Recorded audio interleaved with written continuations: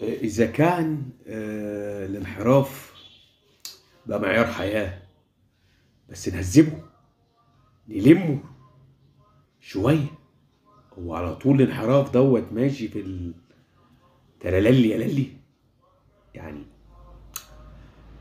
تتفرج على الناس تقعد تضحك في نفسك، يا اما هتديهم في التمانيات في البنيات.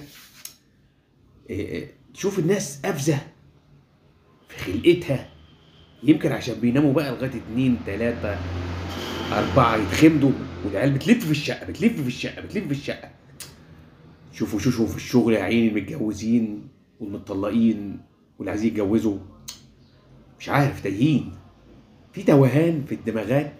ما تقولوش ازمه اقتصاديه، العالم كله بيروح ويجي. هي المساله النفوس تعبانه، فصحصحوا لنفسيكوا يا مصريين ويا وطن العربي.